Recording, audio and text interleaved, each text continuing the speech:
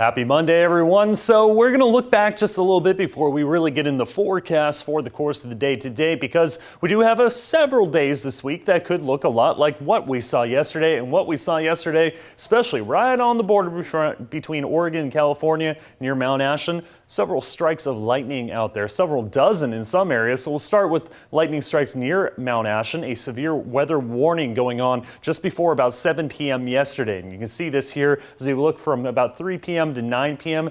Hundreds of strikes of lightning throughout the state, a few dozen just south of the Ashland area, bringing some gusty winds, also a little bit of rain out there, and some reports of lightning-started fires. Now, 90% of fires this time of year, especially with how dry we've been, are human-caused, but lightning is still a possibility. We're going to see more chances like this as we go throughout the week. So that's one of the main things we're looking at. A little further off to the north and to the east, plenty of strikes of lightning, especially in parts of Lake County and Douglas and Klamath County just north of Crater Lake. We'll run this over again and you can see plenty of lightning strikes out there. So that's one of the main things we'll be watching today. Likely a little bit calmer day. So what's causing all of this? Well, high pressure is still out there. It's been here for about a month now, and we typically see this when things heat up in the desert Southwest. If you follow the high pressure all the way around, it flows in a clockwise fashion, and because of that, eventually, from time to time, especially like what we saw in the afternoon, some of that moisture makes its way into our area. That, along with a few other triggers, bring us that potential for thunderstorm activity. So that'll be something that we're watching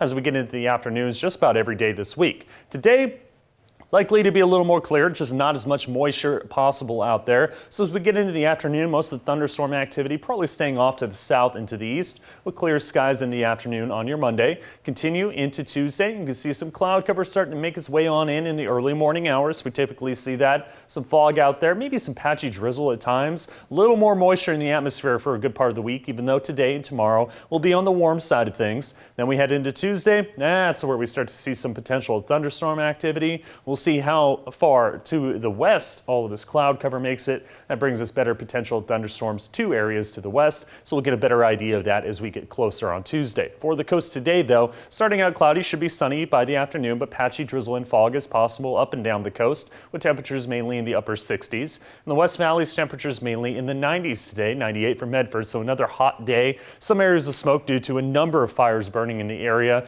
None really as intense in smoke-wise as what we saw last week, but still areas of smoke out there. Increasing cloud cover east of the Cascades, and we'll throw in a chance of thunderstorms later this day, about around 90 degrees for your high temperatures. Now your 7-day forecast cools down significantly as we go into Thursday, Friday, and Saturday. Temperatures in the upper 90s to start out the week, and some potential thunderstorms. The Rogue Valley mostly staying away from that, but we did see storms yesterday.